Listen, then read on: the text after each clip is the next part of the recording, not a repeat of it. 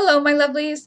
I'm Ginny O, the author with no last name, and I'm also a dev editor, fashion designer, and game dev. Today we're going to talk about the non-existent or generic branding of Equestrian, the game. Quickly, I'm going to do my best to say Kavalri properly in this video. If it comes out Calvary, as in the site of Golgotha, I do apologize. You can thank my Christian upbringing and singing way too many hymns. Okay. Now, this is not a roast. This is not saying there aren't going to be people excited and wanting this game. This video is supposed to be educational. This is a look at what makes this game stand apart from any other contemporary horse game, which is absolutely nothing. The more I delved into this, the more concerned I've actually become. And I understand I am a complete stranger, and the following might seem like I'm trying to rip this game apart. This is, to me, an example of failed competition research. So if the Kavalri Game Studio is watching this, I love you for making a horse game, and I'm very concerned as a marketing and branding person. This is fixable, I hope. My email is on my website if you aren't totally cheesed at me by the end. I am willing to talk or help.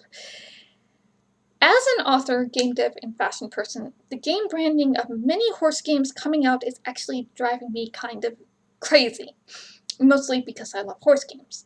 My problem with horse games out on the market or coming to the market is that they are all pretty much exactly the same. I mean, I took a look at Horse Club Adventures, and it's at first glance off a knockoff of Star Stable with better customization and graphics. If I had a Switch, I'd definitely give it a try.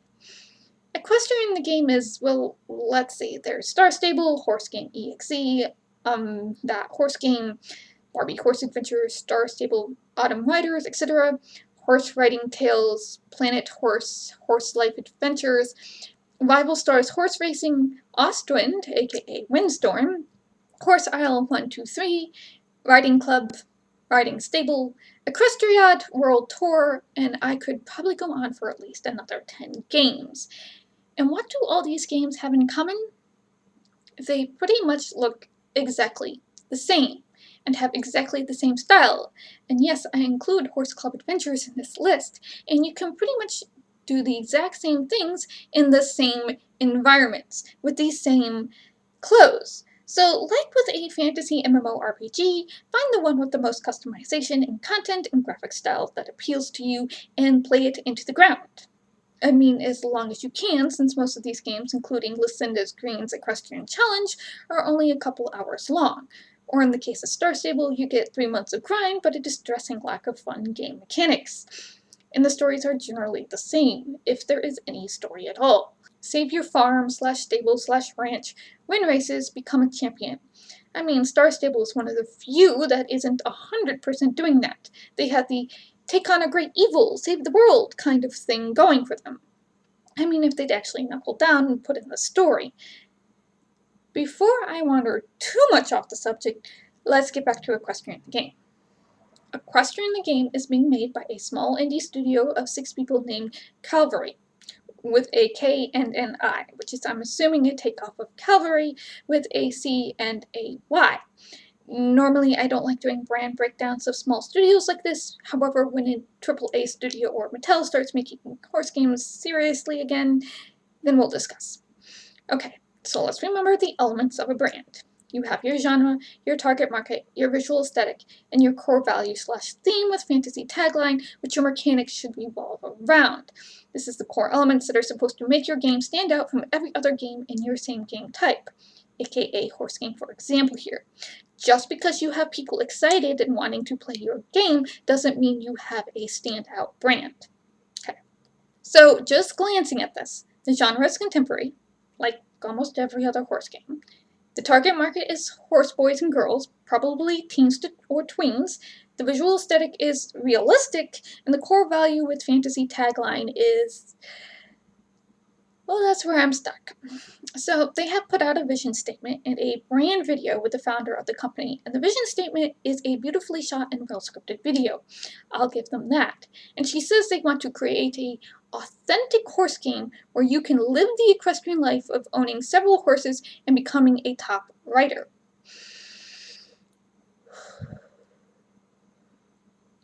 Like every other horse game on the market. I mean, Equestrian World Tour has on their website an image that literally says, "Live the equestrian life." There is absolutely no mention of any story of any type here. I mean, okay, maybe they haven't hired to put in a narrative yet because they're trying to get their system into place, and that's all well and good, I guess. No, it's not. Because as Becca, my fellow author editor and game dev, pointed out to me, that the gameplay video and the vision statement leaves her not knowing what this game is about, aka lack of story, and what has been shown is all grind. And anyone who is interested in that level of work is going to be already involved in equestrianism. Live the equestrian life is not really a fantasy tagline.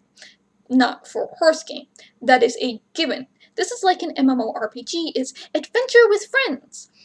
If you play Star Stable, if you play Rival Stars Online, if you, for God's sake at this point, Horse or even Horse World Online, you already have a game that's lived the equestrian life.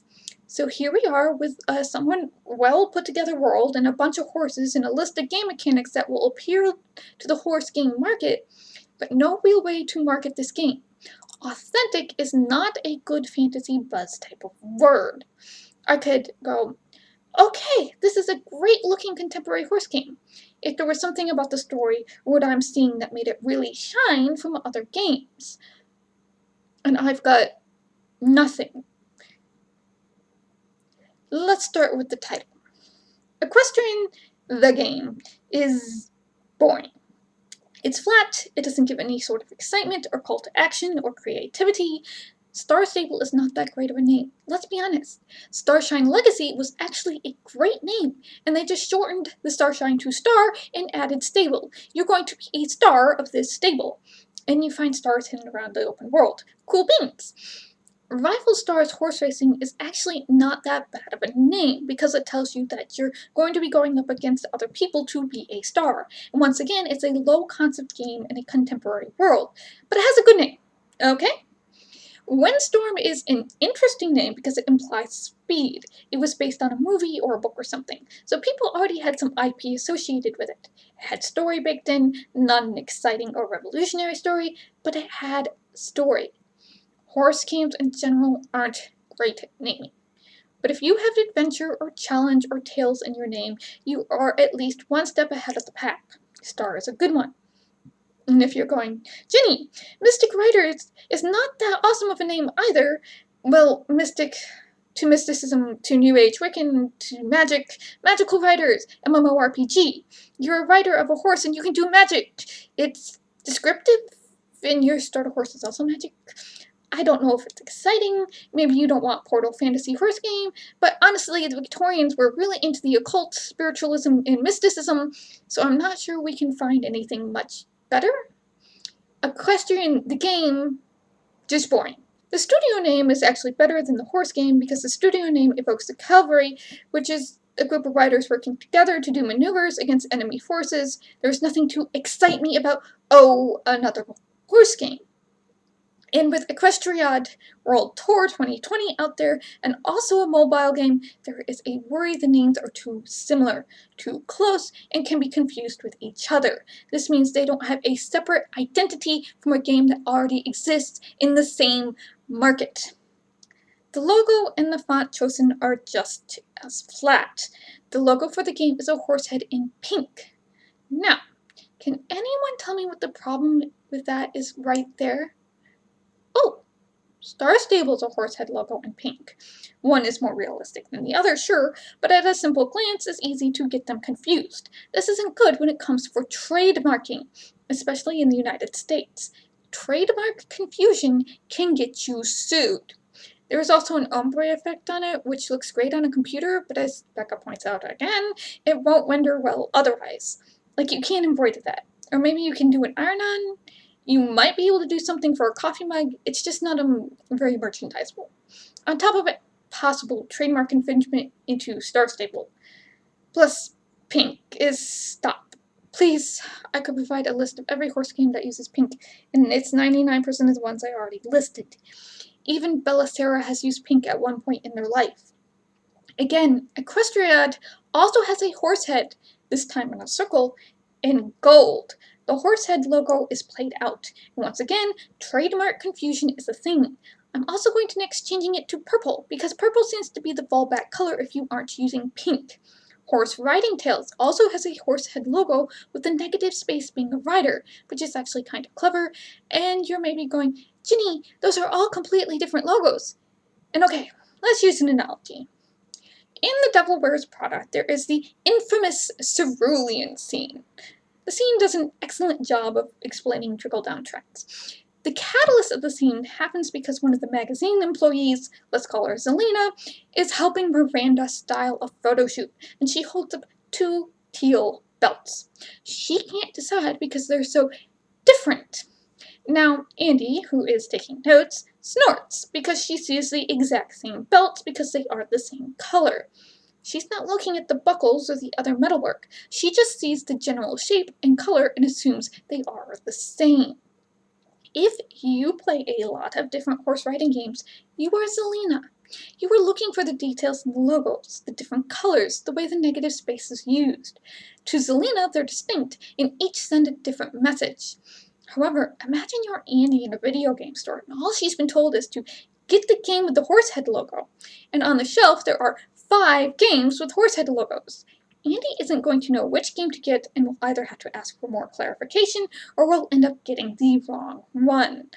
You need to design your logo for the Andys of the world, not the Zelinas. That way, when someone asks for your game, they get the right one the first time. And the font is a super generic, widely kerned sans serif all capitals font, with a cute kind of all lowercase script for the game. They're using the exact same fonts for their company. The logo for that has changed from 3 horses running to a singular knight charging, which the previous logo was better because it emphasized horses working together versus a singular knight charging. It's again bland, overdone cliche. Also, by the time we hit cavalry maneuvers that way, it wasn't knights. It was knights carried lances and did singular charges. They started getting heavily hammered by the Ottoman Turks' cavalry, who wore lighter armor of chainmail and banded mixed leather and metal and carried scimitars and sabers which could A, hit the helmets of the infantry, and B, find the cracks in the plate armor of the knights. They were much more maneuverable. Think dressage, not joust. They could also use archery. And so I think they really did mean cavalry, not knights. So, confusing logo and name combination. Anyways, so the fonts themselves are really basic. They don't tell me anything at all about this game or who it is for. This game, as shown, is a list of everybody's dream horse game mechanics, and that's it, without anything visually exciting or even different to make it stand out. These horse game mechanics I can find in other games. These environments they're showing, I can find in other games. There is absolutely no story mentioned, there is no conflict or end goal for these game mechanics to be serving, so again, I've got nothing. From the looks of a gameplay video I've watched, what they're going to do is they're going to be making seasons with different races in them and different prizes, and that's it. The reason I take issue with I've got nothing is there is nothing wrong about wanting to make a horse simulation life game. The only problem is there are lots of horse simulation games already out there. Sims 4 has horse preds, Rival Stars Online Horse Racing has horse racing and horse breeding. There are horse games on Steam where you can save or rebuild a stable. There are horse games where you can breed horses like Horse and Horse World Online. There are horse games where you can run races and level up horses, some which allow you to allocate stats and some don't, like Equestrian World Tour. There are free games out there with many of these very simple mechanics. Horse Family Simulator 3D. All of that is already out there. You have to do something to stand out from all the noise and be better than Barbie Horse Adventures. By the way, if Mattel came back and decided for whatever reason to take their current Barbie vlog assets and remaster all the Barbie Horse Adventure games to that level of graphics without changing any of the story or locations, it would wipe every other horse game off the map, because older players would buy it for themselves and parents would buy it for their kids. There would be no need for any other horse game of the horse simulation variety, and Barbie Horse Adventures is still out there and able to be played. Okay, yes, it's 2008 and before, and it's getting to the point where it might be difficult to get an emulator. You can still play it. So, looking at the few trail ride environments they've shown, I'm seeing some very familiar looking environments. I mean, a Nordic riding trail, like Star Stable? The meadow looks very English steeplechase, which is very typical for a horse game. I'm not sure why we have an American West setting in a primarily English riding game. I haven't seen any Western mechanics or races, so cue confusion. Maybe because other games had it like Barbie Horse Adventures and players of some of those other games demand it. Like, you wouldn't believe how many people demand Star Stable make a desert area, even though the island of Jorvik is in the Arctic Circle, as close as I can tell. It's Sweden without being named Sweden. So maybe I'd have to play 2 or 3 other games, but there is absolutely no reason I couldn't do that and skip this game entirely. A list of mechanics is not a game. It isn't a story. It isn't content. You can do things with those mechanics, but there's no reason, no point, nothing to get anyone emotionally involved. This type of game is what I call a low concept idea. Someone went, I want to make a horse game like X, Y, and Z, but more authentic and realistic and mature. And they had enough money and the people to do it. And now there is a wall, because this game has no conflict, or goal, or plot, or story to make it shine. You play this game for a couple hours, upgrade your homestead to whatever you want, and fill your stall with pretty horses, and quit. And go play another horse collection, breeding, customize your stable, and level up your horses game until you get too bored and quit that too. The reason people have stuck around Star Stable so long, despite the devs trying to turn it into a horse collection game to churn money, which is sadly working, is there is an overarching story they keep hoping will be updated for them to see the end of it. We win the fight against Garnark and save the day, and in the meantime they buy horses and level horses and ride around and have riding clubs and try to make their own fun in a game that they have to resort to outside products like Reshader to get any excitement. Oh look, I turned the green textures white and now it looks like winter! No, I'm not exaggerating. If you don't have story content, your players are going to leave after the initial couple of hours. Even Cookie Clicker has, shockingly enough, a story. I can't embody this lack of a point of difference in the branding any better than the clothes. So, Equestrian the game is going to have 4 quote-unquote brands of clothes in their game. 4 different stores, Equestrian Outfitters, Regalia, Versus, and Black. These, by the way, are better names than the game name. Most of the stuff they've shown is for Equestrian Outfitters, which makes sense, because Equestrian Outfitters is classic riding clothes. Think anything you can get off of Riding Online Store or from Ralph Lauren. They have decided the 4 brands are preppy classic riding clothes, modern riding clothes, sporty riding clothes, and streetwear riding clothes. Okay, those are actually not entirely my definition. Those are the impressions I got from the branding video. This is all the same things, darlings. Preppy, classic, modern, sporty, and streetwear are actually synonyms in the fashion world, and looking at what little they've put out, they are the same thing in the game. Okay, every one of these is going to have a t-shirt or a polo or a riding pant. Changing the color or the pattern and adding a stripe doesn't actually change the clothing brand. I am inspired by everyday's clothes for the Black brand isn't actually a grand statement for a brand. Streetwear has become such a huge umbrella, it has been applied to Harajuku, to models walking down the streets in Milan. Being inspired by t-shirts and jeans and camo pants is like, I'm inspired by Walmart. And yes, there are designers from Walmart. It's a budget price chain. They still have designers to work on their clothes. Their clothes are still very basic for the most part because they are trying to hit a price point. So the reason why classic, preppy, modern, sporting, and streetwear all mean the same thing in fashion terms basically comes down to some fashion history. When you talk about those terms, you're going to be talking about industrialism and post-World War II fashion and how it transformed over time to sportswear and lifestyle branding fashion. And the two names you can associate with modern and classic prep and sporty and streetwear are Coco Chanel and her spiritual successor, Ralph Lauren. Coco Chanel was French, Ralph Lauren is American. Coco Chanel started it to an extent with her little black dress and the boxy suit, and she was someone who idolized the countryside lifestyle with equestrianism, hunting, and clothes you could mix and match with similar fabrics and patterns, starting one of the first actual sportswear type of collections in fashion houses.